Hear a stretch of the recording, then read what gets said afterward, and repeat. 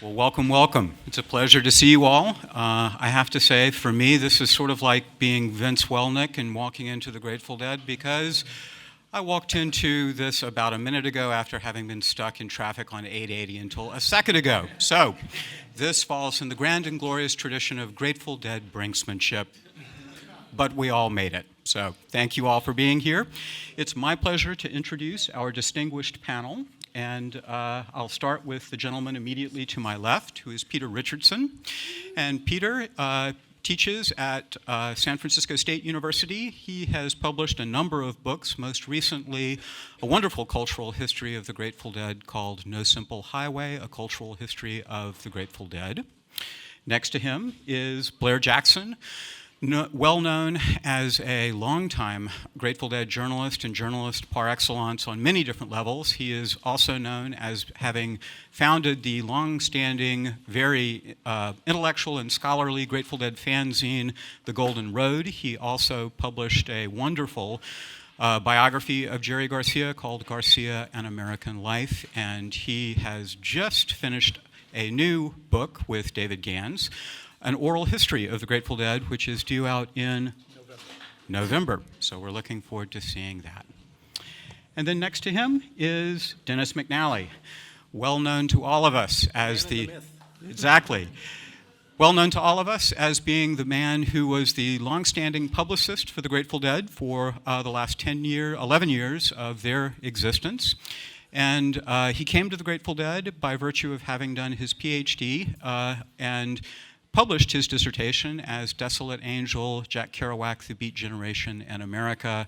That book led to his being first appointed as Grateful Dead historian, from which he then went on to be Grateful Dead publicist. And when he finished that job, he finished his longstanding history of the Grateful Dead, which remains one of the seminal texts. And he has just published a new book, which is something of a continuation of some of those themes, which is called On Highway 61, and he will be telling us a little bit more about that in this panel. So, welcome all, gentlemen. Thanks so much for being here.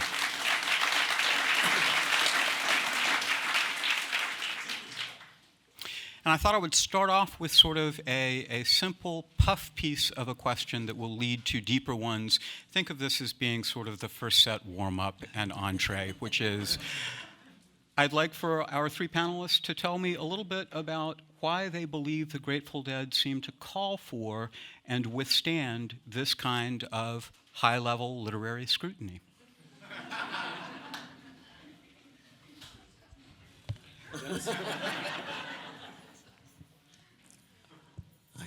Boy, if I were really witty, I could come up with so much great wise-ass stuff to that. I'm trying to think of what Garcia would have said. It would have been something self-deprecatory.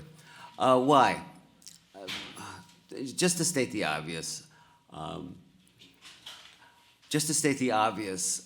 20 years after they stopped touring, people using a method of buying tickets that was outmoded, it was completely obsolete in 1985, and by 2015 was insanely obsolete, sent $90 million to Stinson Beach Post Office to buy tickets.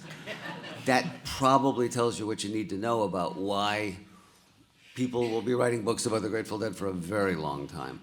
And then the shorter answer is quite simply that there's just a level of complexity there, of stuff.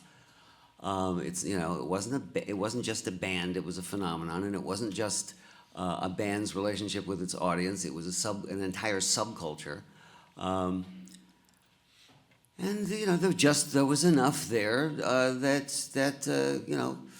we could all do what we've done and will continue to do. Yeah, I think a lot of it is that just everybody is into it on a different level from everybody else. I mean, everyone has their Deadhead war stories and what they liked most about the band, what they liked least about the band. It was sort of a conversation with all these thousands and thousands and thousands of people, each bringing whatever they liked about the band to the table.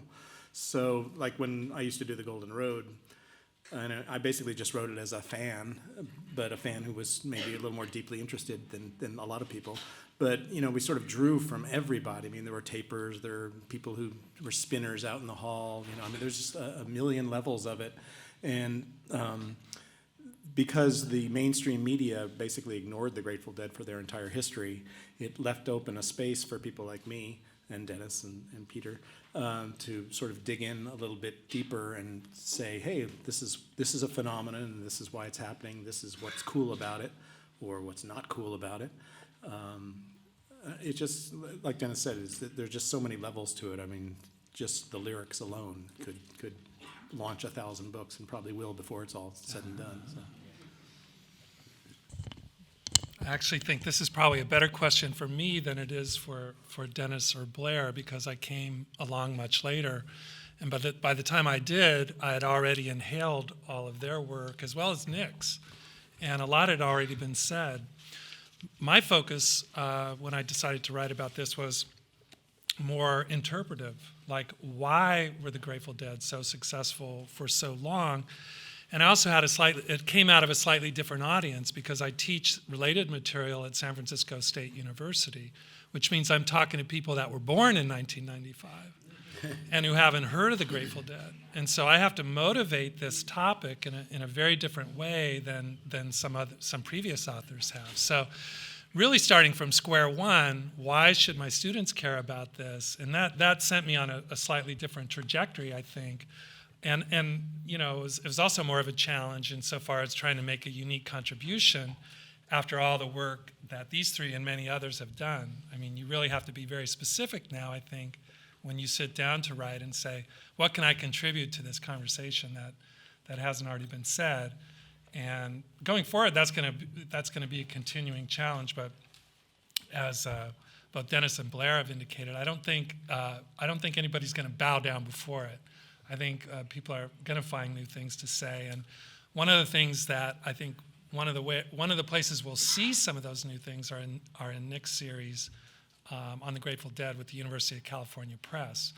There's going to be a lot of different kinds of things coming out in a lot of different formats for a lot of different audiences, and that's how it works. I mean, if you want to keep this going and help the next generation appreciate it a little bit, I mean, I'm facing that in the same way we all are, then this is the way to do it. It may not, it may be all different kinds of platforms. It may not be print books in the future, but right now, that's still a pretty good way to get a conversation started. You'd be amazed at how many academic papers have been written about the Grateful Dead. I mean, just hundreds and hundreds. I mean, Nick is sort of the curator of them all, it seems. But I mean, on the most obscure philosophical subjects you can imagine. I can't even read some of the titles. It's like it's not my scene, but I guess it's great that people do that. But I actually think that's quite fitting if you think about the Dead as coming out of the Beat tradition, and the immediate critical reception that the Beats got, and then the longer term reception that they've had. It's not surprising that there's a very strong anti-intellectual backlash that accompanied the scholarship on the Beats as well. And I think we've all seen a little bit of that. Maybe Nick can talk to that, but. Even this conference that we had down in San Jose, which was a fantastic conference, maybe some of you were able to go to it, that someone said in the paper the next day, what? We're using state money to do this? It's very deep and very powerful, and I think that's something that needs to be overcome, along with some of the media stereotypes that Blair mentioned. I'd like to follow up briefly on that because these three gentlemen really bring a different piece of the puzzle of the Grateful Dead and journalism. And this is riffing off of what Blair just said, which was when he began The Golden Road, which began in 1984, it felt to an awful lot of us as if the mainstream media tended to ignore the Grateful Dead. And yet, when Peter went to work at the archive researching his book, he rapidly decided that the place for him to focus on, he cast a wide net and he did magnificent homework on every part of the archive, but he really honed in on the press series, the journalism that the band collected and that accreted and that now makes, is a major part of the Grateful Dead archive at UC Santa Cruz. what's interesting about that is that you see a kind of media sophistication among the band members, but particularly Garcia, beginning as early as 1966. And Dennis, of course, was managing and shaping the last 11 years of that media footprint to an amazing effect. Blair participated directly in it, and Peter... Please get me an interview, Dennis, please. And Peter ended up probably being... Peter really is the first scholar to make significant, deep use of those gentlemen's work. So I wonder if I could lob that back and say, maybe we should start with you, Dennis, about how the band manifested such an early sophistication with media and what that meant. Well, Garcia was simply a really, really smart, well-read, thoughtful guy. But I'm going to tell, hopefully very briefly, a story, which is sort of my summation of my 11 years of supposedly shaping. A young woman from the New York Times calls me up, and it was sometime in the middle 80s, and we were playing Frost Amphitheater, and she wanted to do a piece on Deadheads. And I spent hours, several hours, talking to her about how she was going to walk up to the show and she was going to be bedazzled by tie-dye and pot smoke and the superficial appearances of everything she'd see. And that she had to understand that, the hairiest, silliest looking and most tie-dyed guy was, a national corporate attorney or a senator and that, there was this incredible diversity. And yes, we had some not terribly bright little hedonists running around in the parking lot that, probably did not represent us all terribly well.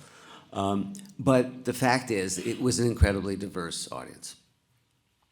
And the opening sentence of her article was, clad in tie-dye, wreathed in marijuana smoke, the Deadheads descended on Frost Amphitheater. So, in other words, the propensity for the media to go for the most shallow, trivial, and stereotype, having witnessed this press ignorance through the Beat Generation when I was researching Kerouac, and again with the Grateful Dead, of course, the terrifying question is, when you realize, well, if they're being so stupid, what about the guys covering the White House? But that's another story. At any rate, so I did my almighty best. It wasn't really very, as far as I'm concerned, very terribly successful in terms of getting the media to let go of the stereotypes. They don't have the.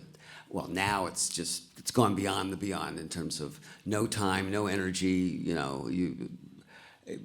A media job, as we all know, specifically in newspapers, but even in the websites or whatever. They don't have time or energy to do something sophisticated. So it's mostly a fairly dismal picture, I think.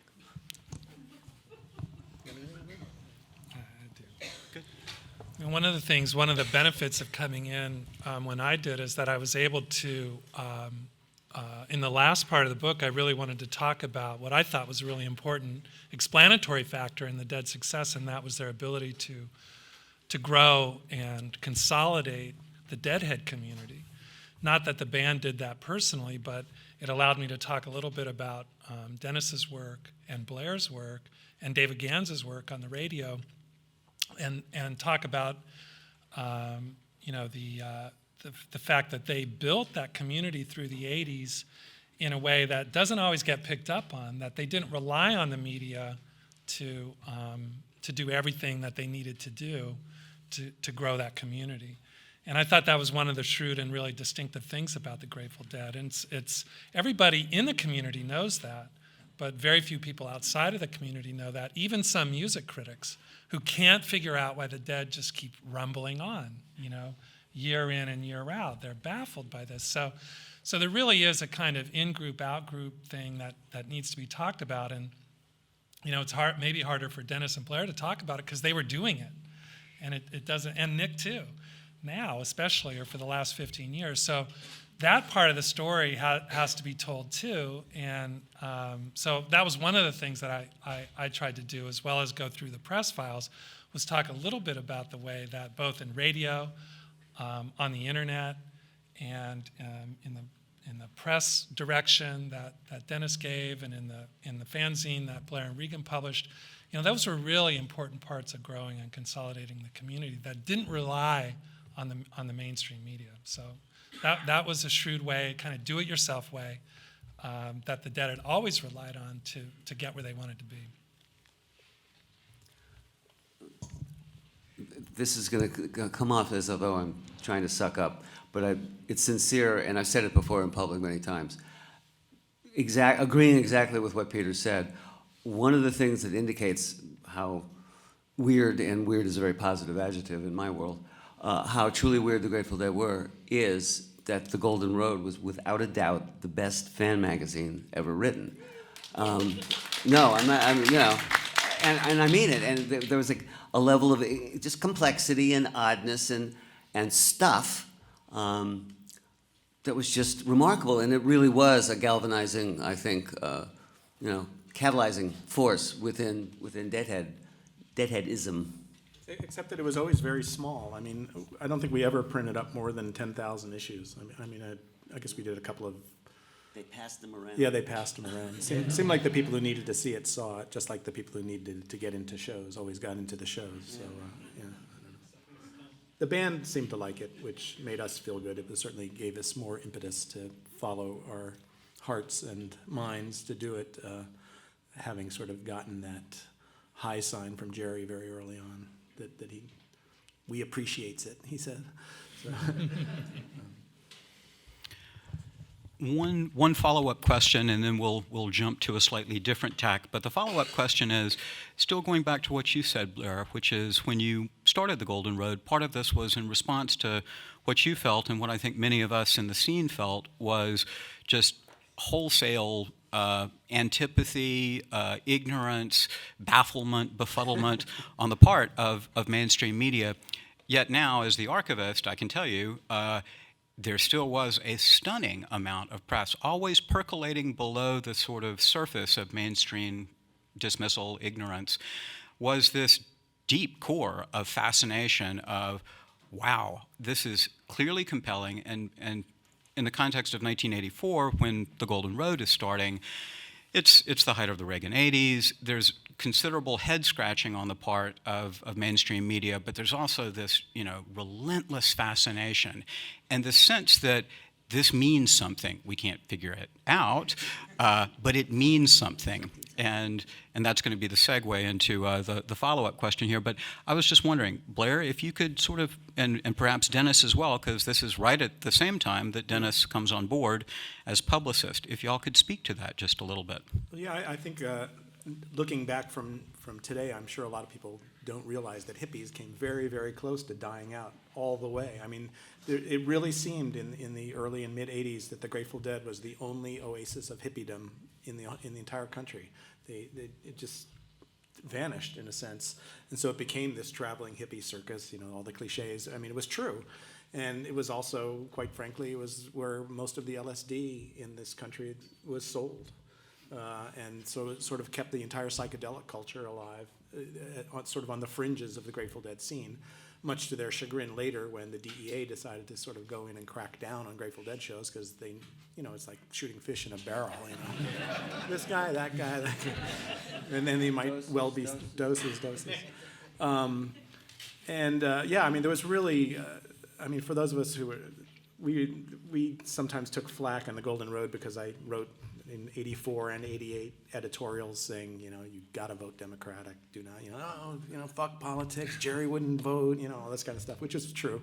But it was just we were so desperate to get out of the Reagan years, and the Grateful Dead provided a vehicle for us to at least do it for a few hours at a time, or in the case of those who were listening to tapes constantly, all the time. But yeah, it was a real cultural divide, and I don't know what happened in the later years where sort of it just grew. It became I mean, as the scene grew, of course, you all know about the problems about too many people coming to the shows and all that, but it did sort of help to spread the hippie-ish vibe out into the mainstream world a little bit more, and now it just seems totally normal to see hippies everywhere again. Yay! Well, I was just sort of reminded of the speech I made when I went to the band. There was a band meeting, and the band and the crew were there, and I said, well, you know, I'd just been hired as the publicist, and I said, yeah, I should travel with the band. And of course, the crew, you know, we figured it cost about $10,000 a week to bring somebody else out on the road.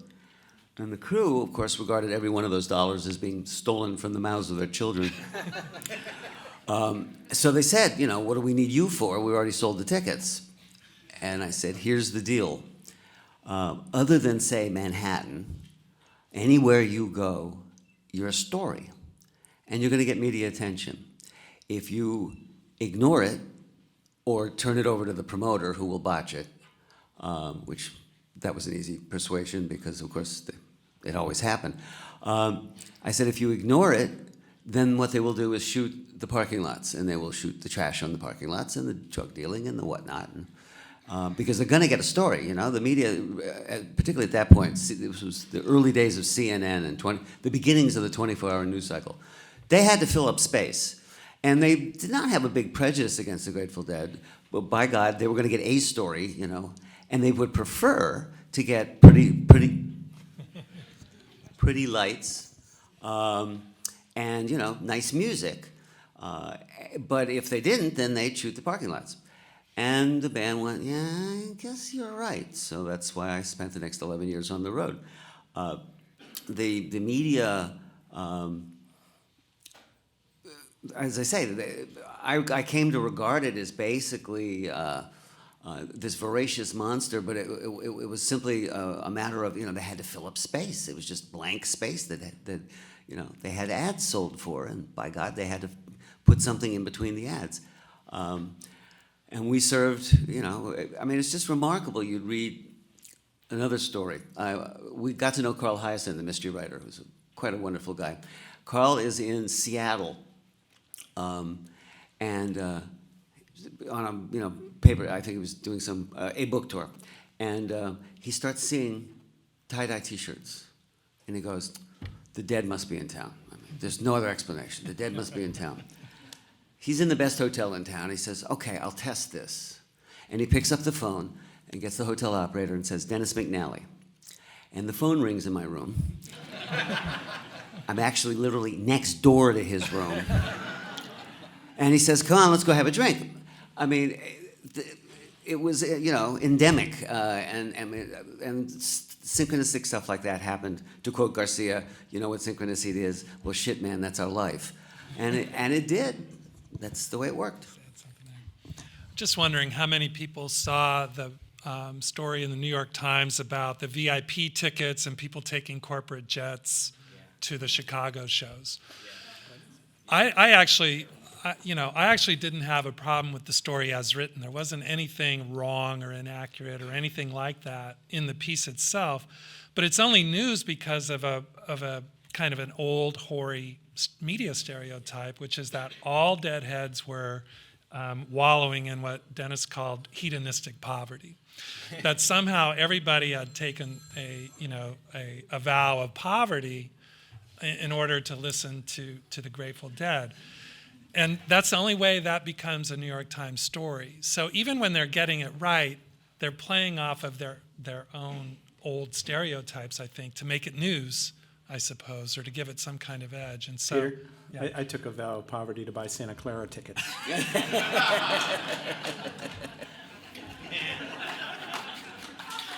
I think we all took the vow of poverty in order to write and study the thing that we love so much. I thought I would follow up on one great comment that Blair made about Reagan and what it felt like to be sort of flying under the radar. I'm putting words into your mouth here, Blair. But that was certainly the sense for me and my cohort of Deadhead who started seeing shows in the mid-1980s. And that was one of our profound sense was we knew that what passed for the mainstream critique or assessment of the 1960s, the counterculture, and especially the Grateful Dead, we knew that that was wrong. But what was wonderful about being able to see the band was in part that we had a chance to see this sort of living, breathing, vital refutation of all of those misconceptions and false stereotypes. Peter is the one who really did the most to kind of tease out the opposition between Reagan and the Dead's project in his book and in some other lectures and writings. And I thought I would ask him to sort of address that. Well, I certainly got it from the work that I'd read about, but I was thinking harder about it, and I tried to ground it in some specific lyrics. In this case, the lyrics to Touch of Grey, which means that it also incorporated some of the work that David Dodd has done on the complete annotated lyrics. But my sense of it was, and especially in going through the press files at the archive, was that as Blair just said, that there was this sort of everything from the mid-'70s suggested that the Dead were a nostalgia act, and they weren't alone there. I mean, there were other 1960s bands that were operating as nostalgia acts. It didn't seem to me to describe the Dead's project at all. So I got very interested in what historians call a reception history. It's like, what are people writing about the project? Not the project itself, but its reception in the culture. And because I teach classes on California culture, I'd already been thinking about Ronald Reagan. And so there are a couple things I tried to do that hadn't already been done. One was to ground the Dead's project a little bit more firmly, not in the 1960s, but in the 1950s. I think that there was still a little bit more work to do there, to think a little bit about what was going on in the Bay Area in the 1950s. I also wanted to talk a little bit more about the Dead in the late 60s and early 70s and their relationship to the Back to the Land movement. And the third thing is what Nick is referring to, which is the Dead in the age of Reagan, really. I mean, to what extent were the Dead, and their late career success in the 1980s, a kind of comment on Reagan's vision for the country. And I think, I got some interviews with people like Peter Connors and some others who came on in the 80s, like as Nick did. And to me, it was pretty clear that they were seeking the kind of community that Blair just described, which was getting harder and harder to find. And when I say Reagan's America, I mean the militarized war on drugs in particular. And just, two versions of utopia coming out of California. One was Reagan's version, and the other one was the Dead's version. And in some ways, I think those two myths kind of needed each other. They kind of sharpened each other in some ways. I mean, Reagan had been a very famous hippie baiter as a governor, for sure. And even though the Dead were rarely outspoken on political matters, there were some exceptions like the environment and some other things. I mean, Jerry Garcia definitely made an exception for Ronald Reagan. And to me, that seemed like an opening. He didn't vote against him. No, he didn't vote. I guess the last time he voted was in 1964. But he did make some comments. They were always a little oblique, nothing too, on the nostril, which I think is consistent with the way he liked his lyrics, too, from Robert Hunter. Nothing too clear or transparent, just very suggestive and kind of oblique. But it wasn't very hard to find the quotes about what he thought about Reagan's America. So I wanted to make a little bit more out of that, even though you could tease that out of some of the previous works and just make it a little bit more explicit. And speaking of media reception, I could always tell when a reviewer was a Reagan fan because you got this kind of mushy mouth negativism instead of some sort of concrete complaint with the work. So. And I know that there are a lot of people of various political stripes in the Deadhead community. I wasn't surprised by that diversity, but Coulter. Yeah, for example. And Tucker Carlson. Jerry, it is worth pointing out, Jerry did make one very, very explicit and unusually political remark about Reagan, which he said when he said, I didn't like his movies and I don't like his politics. And the immediate follow-up to that sort of pushed him and said, well, deadheads aren't political. And he said, I know this, deadheads will chain themselves to a redwood tree if they need to. So he had a pronounced sort of political edge. He really did choose to largely leave it out of his interviews.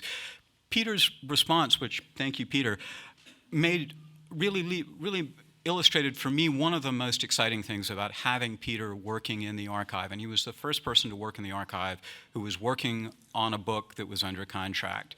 And one of the things that impressed me as the archivist, feeding him boxes, was seeing the way he had shaping questions, but he didn't push the line of analysis. He really did a good job of letting the evidence speak to him and form an organic outgrowth of that research process. That's something that I wanted to follow up with Blair and with Dennis, because I think both of them, as longtime chroniclers and participants in the scene, I have often wondered, and now is my chance to ask you both, to what extent you had that sort of sense of an organic story emerging from your projects, or whether you really had more shaping questions that you used the process of writing and researching to answer, or whether that's a fair question at all. I'm not sure I understand it. I don't know. I always felt everything I write, I dive in, I see where it takes me, I do as much research as I can, I over-research it, I compile notes, I do interviews, and then I sit down, I write it, and I listen to music while I write it, and I try to figure out where it's going to go. Well, that's probably the worst answer you've ever gotten, but I don't really have, I have never gone into anything with some viewpoint that I wanted to corroborate or something like that. I feel like the facts and my vision, such as it is, take me where it will go. Well, tell us a little bit about the process of co-writing the current book that's about to come out, because that is based on interviews that you and David have done over many, many years. And others. We also drew from, it's probably about 75% from our own interviews through the years, but about 25% through all the wonderful people who have also interviewed the Grateful Dead. I wanted to say, actually, one point that that there are actually, all through the years, there have been a few writers almost, scattered around who got the Grateful Dead, guys that you've probably never heard of because you haven't been through the binders of clips. A guy at the Houston Chronicle named Dale Adamson, probably wrote about them 3 times, did 3 really good interviews with Jerry, and Steve Morse in Boston, Lynn Van Mater in Chicago. You just find these different people who, when you get to their thing, this guy gets it. I don't know where I was going. No, that's good. That's good. Then over to you, Dennis. Tell us about how your argument on A Long Strange Trip emerged. I just put out a book, and in order to prepare for it, I spent about a couple, 3 years sort of going back to graduate school and seeing what had happened since the late 70s when I left it, and was mostly appalled because the current trend in writing history basically is this critical template, which is sort of neo-Marxist, and analyzing everything from the point of view of this template, which is, I'm at the other end of, not politically per se, but in terms, you tell your story from what you find, as Blair said, not some superimposed template. That said, my telling of the Grateful Dead story, was heavily influenced by the fact that, of course, I had studied very intensely Jack Kerouac and the Beats, and saw them as kindred. That's why I wanted to do the book. And possibly even more importantly, Jerry did. In our very first conversations, he made it, transparently clear that he regarded himself as kind of the youngest beatnik. He had been the youngest beatnik when he was 16 and wandering around Grand Avenue and studying on the road like a text, like a Bible. And then encountering in the flesh Neil in his scene, and then more intensely still during the acid tests. So that there was this progression. a completely observable historical progression of the outsiders, which we tend to call bohemians, for lack of a better term, that Garcia was very consciously part of, so that, you know, inherently that was going to affect the way I told the story. Other than that, I simply wanted to tell, I mean, I'm an old-fashioned storyteller. You tell, you know, beginning, middle, end. The one thing I will say about the book that I've eventually produced,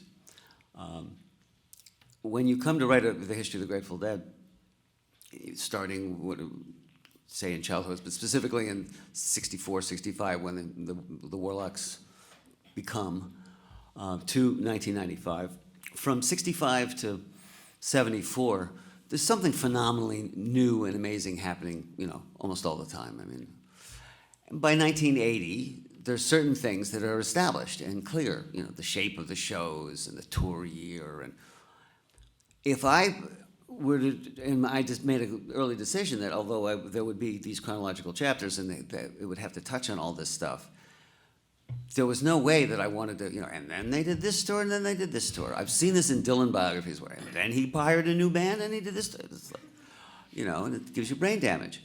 And that's why I came up with what I thought of as hypothetical, you know, sort of created this imaginary, but true nonetheless, year, which touches on all that stuff, on the established Grateful Dead, the Dead that I experienced as an employee from the middle 80s, and early 80s as a close-up witness, and then as an employee to 95, as a way of getting information, presenting a lot of information in a way that was outside chronology, but, you know, hopefully nonetheless true. So, Can I add something? Yeah, please.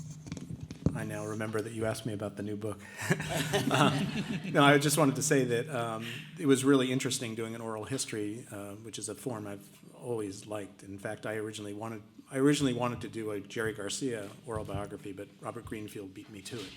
So we were both working on our books at the same time. We'd see, oh, you're waiting for an interview with him? You know, it was like he was a great guy and did a good job. Anyway, the problem with writing an oral history from the standpoint of somebody who knows a lot of the history like I do, is you have to leave out everything. I mean, you have to be ruthless about what you can actually talk about, because suddenly you don't have, you know, those 5 or 10 paragraphs where you want to explain something that happened, or you just have to make all these decisions about what is the voice that I'm going to use to explain a certain historical event or situation. Which ones do we have nothing interesting on?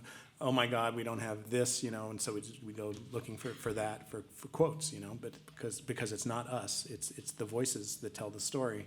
And it ended up being really challenging, I thought, and I was mentioning that I just finished reading Billy Kreutzmann's book, which I liked a lot, and he does sort of a kind of an interesting, strange chronology of his life.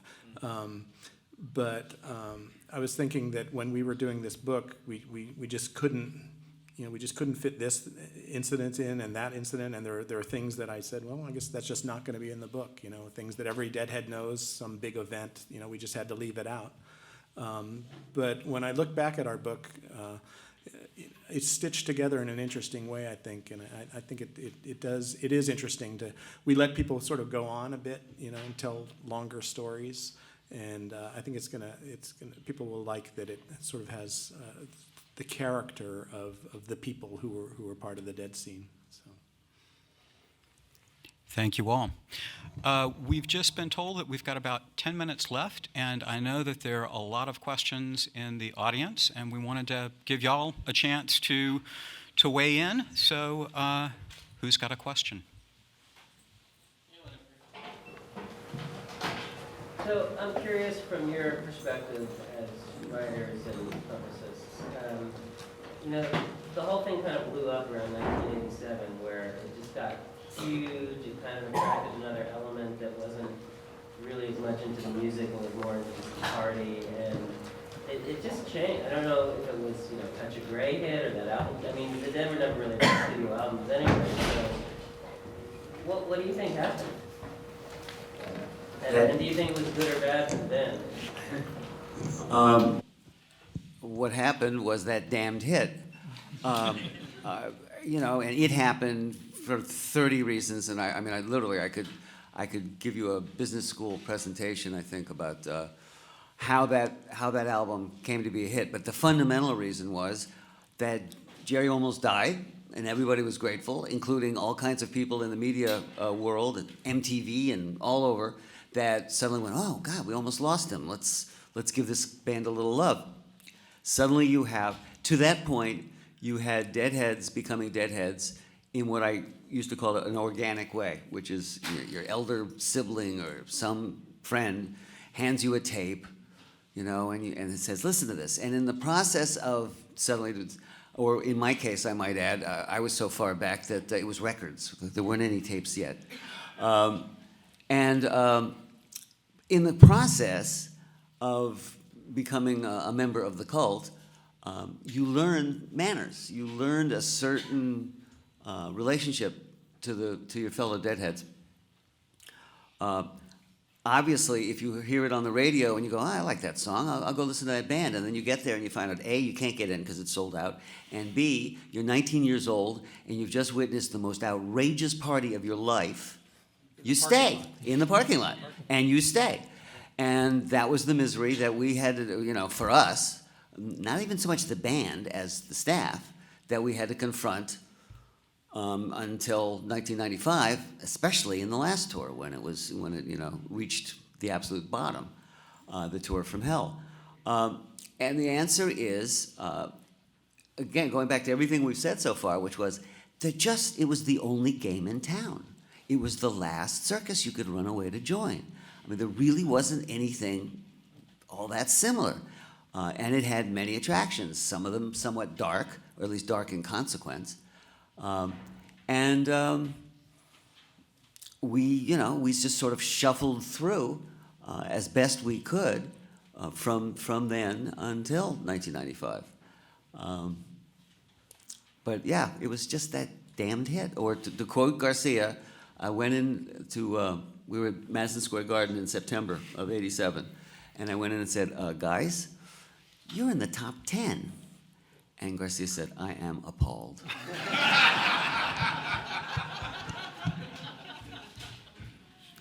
I can flesh out one quick addendum to what Dennis alluded to there as well, because this very much described my cohort's experience, you know, getting on the bus in the early 80s and then watching Touch of Grey sink the scene. From our perspective, the way we saw it, and yes, this is the height of anecdotalism, but still, from our perspective, you know, when we got there, what was amazing was, and we're all college-age kids, what we saw that was amazing were three generations in the parking lots, and there was a wide range of reasons why people became deadheads in the 80s, I think, at any time.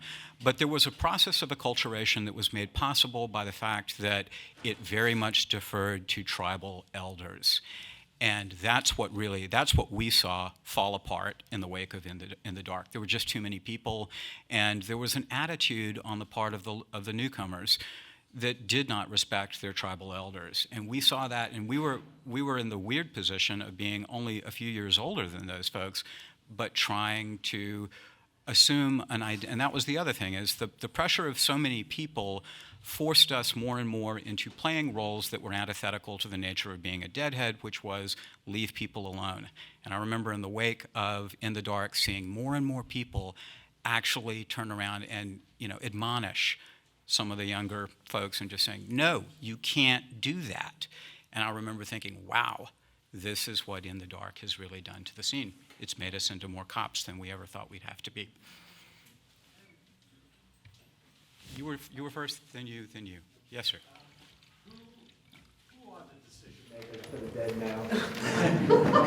And who's, you know, The I band, think there's a lot of as always, the band. before. Should they decide to have like shows down in Santa Clara and like a Who type tour or whatever?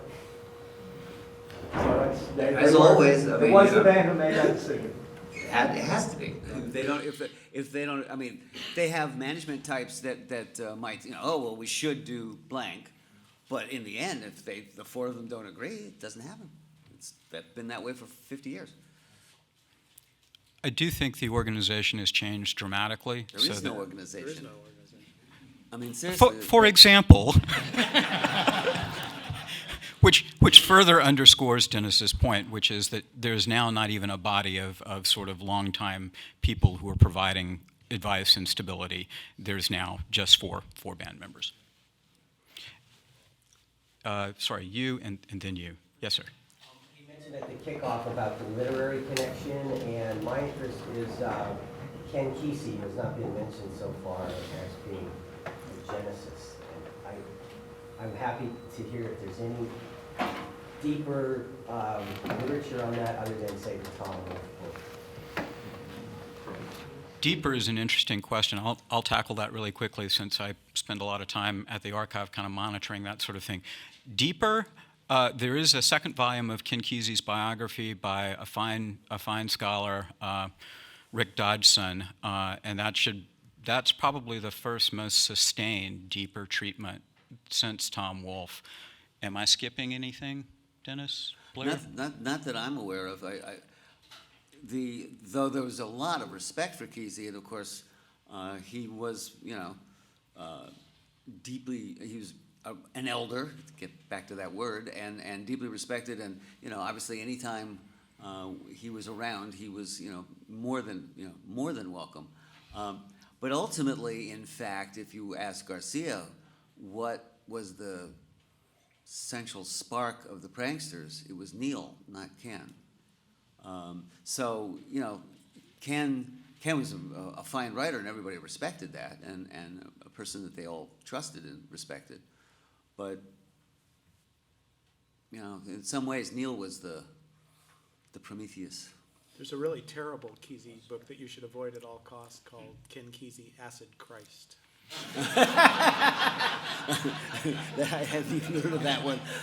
Yeah, that title would give it away. Notice how I didn't mention that one. Well, something I found in my research that I don't think is widely known is that Kesey's first unpublished novel was actually about beads and set in North Beach. And so, I think to Dennis's point there, he sought that lineage first. And of course, the 1964 bus trip to go back and visit back east with Kerouac and Ginsberg and Timothy Leary, all of that was designed to create a kind of patrilineage for himself, I think, and then that may have threaded its way through as well to the Grateful Dead. I don't think there's time for more questions. I'm sorry. You want to just there is going to be a book signing across the street. You'll be able to follow them there. If you have a book already written by one of these people and you want them to sign it, that's awesome. But they will have something today. If you want it to come to the house. I know nothing. And if you have a question, feel free to come across, I was about to say, think of the next shut us chunk up, can be so. considered the extended informal office hours. We're at your disposal. Thank you very much to our distinguished panel.